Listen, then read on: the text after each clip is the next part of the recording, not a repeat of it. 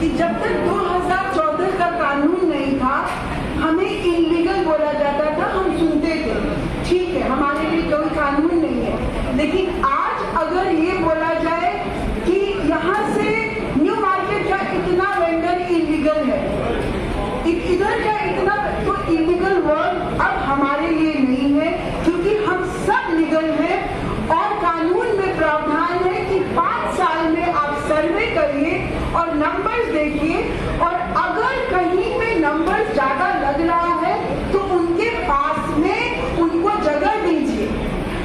यहाँ पर एनक्रोचर बोल के हटाना बहुत आसान है, जैसा कि ये बोल रही थी अभी कि परसों का जो टीडीसी का मीटिंग हुआ उसमें बोला गया कि नॉन वेंडिंग जोन डिक्लेयर होगा। वेंडिंग जोन कहाँ पर है जो नॉन वेंडिंग जोन हम डिक्लेयर कर रहे हैं? और कोई भी जोन बिना टीडीसी का प्रॉपर, वो टीडीसी 3 साल के लिए था, वो अब भंग होना चाहिए। हम फिर डिमांड करते हैं। कोलकाता म्युनिसिपल कॉर्पोरेशन की ही सिर्फ अगर हम बात करते हैं तो यहाँ का पॉपुलेशन इतना है कि सिर्फ 12 लोग टीडीसी में नहीं हो सकते, रिप्रेजेंटेशन गलत होगा। तो मार्केट के अलग अलग लीडर्स का रिप्रेजेंटेशन होना चाहिए और टीडीसी में 40% वही लोग होने चाहिए जो प्रैक्टिसिंग स्ट्रीट वेंडर है, हॉकर है, यानी कि वो खुद चलाते हैं, कोई दूसरे से 20 लोगों से 40 लोगों का जगह लेकर चलाकर और अपने कुछ और करते हैं। ऐसे लोग टीडीसी में नहीं होने चाहिए। तो ये सारी हमारी डिमांड है। जैसा इन्होंने कहा लोन की बात, 2014 में लोन आया, उसमें प्रॉपर रिप्रेजेंटेशन माइनॉरिटीज को, शेड्यूल्ड कास्ट को, शेड्यूल्ड ट्राइब्स को और पर्सन विद डिसेबिलिटी को मिले, क्योंकि ये भी नहीं हुआ है अभी तक। सर्वे 2015 में हुआ, सर्वे 2020 में हुआ, लेकिन सर्टिफिकेट ऑफ वेंडिंग गिने चुने 8-10 लोगों को मिले हैं, जबकि कानून ये कहता है कि हर 5 साल पे सर्वे होगा और सर्वे के बाद जो लोग सही पाए जाएंगे उनको सर्टिफिकेट ऑफ वेंडिंग मिला जाएगा। ये बहुत सिंपल सा प्रोसेस है, लेकिन यहाँ पर जो सर्टिफिकेट ऑफ वेंडिंग मिला वो लॉटरी के हिसाब से मिला। मुझे पता चला कि सिर्फ 8 या 10 लोगों को मिला है।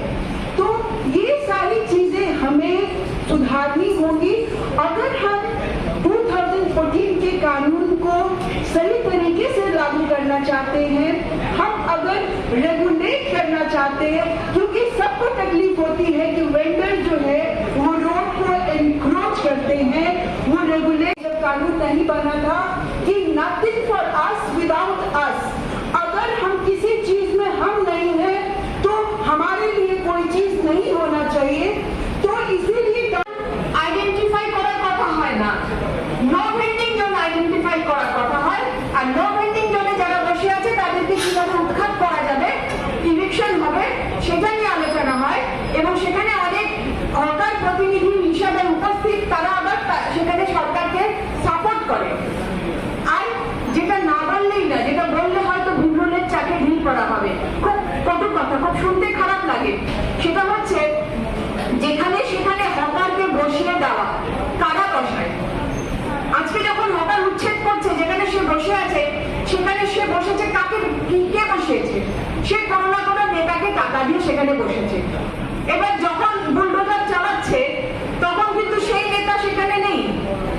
তারপর সেই নেতা তাদের সাথে নেগোসিয়েশন করছে, সে কিন্তু মিউনিসিপ্যালিটি গিয়ে নেগোসিয়েশন করছে না, সে কিন্তু বড় নেতার সাথে বা পুলিশের সাথে নেগোসিয়েশন করছে।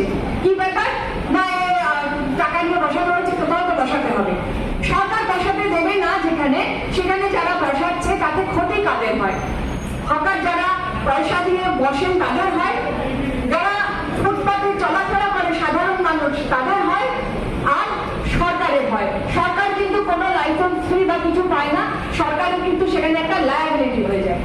তাহলে আজকে আমরা চাই যে হকাররা যারা বসবে, কারণ বেআইনি হকার বলে কিছু হয় না। রোজগার যখন সরকার দেয় না, যদি কেউ রোজগার করতে চায় সেটা ঘর থেকে টাকা এনে, ঘরের পুঁজি, ঘরের ঘটি বাটি, মায়ের গয়না বিক্রি করে সে হয়তো একটা যে কোনো একটা রোজগারের চেষ্টা করে, যে কোনো একটা ব্যবসা করার চেষ্টা করে। ফুটপাতে।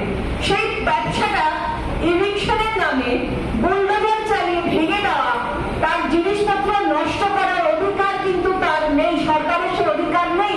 এই আইন বলছে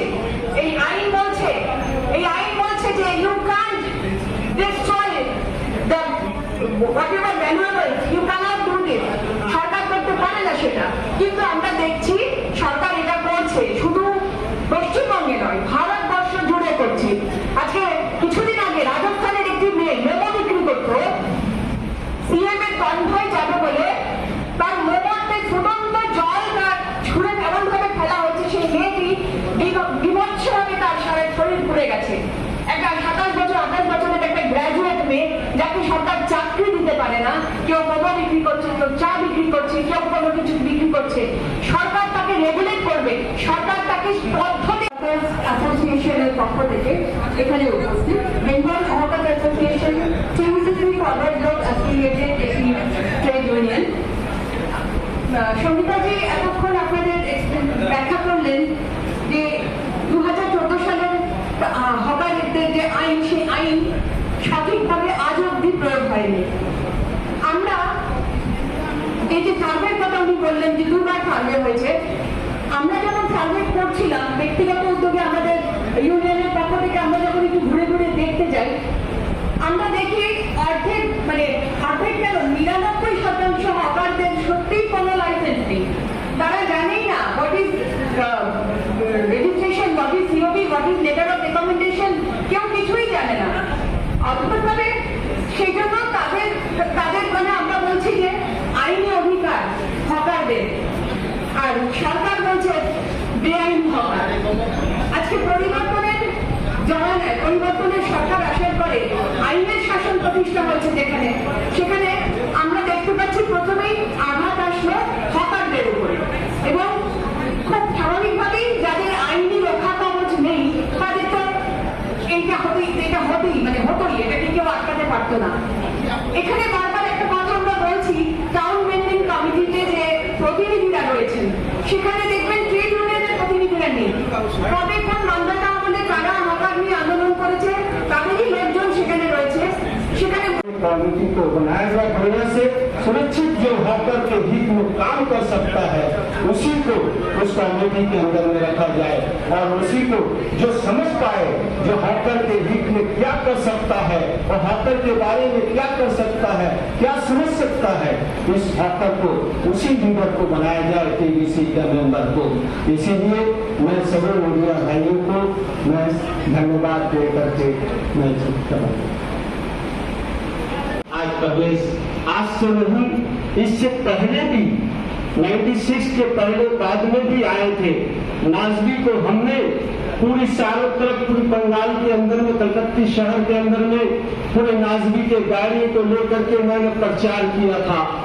आज 2026 है, लेकिन आज तक का आज इस हॉकर को, इस वेंडरों को लेकर के समाज में खेल रहे हैं हॉकर को लेकर के, लेकिन हॉकर के हित में 2024 में भी सर्वे किया गया, आज तक का उन लोगों को वेंडर सर्टिफिकेट नहीं दिया गया।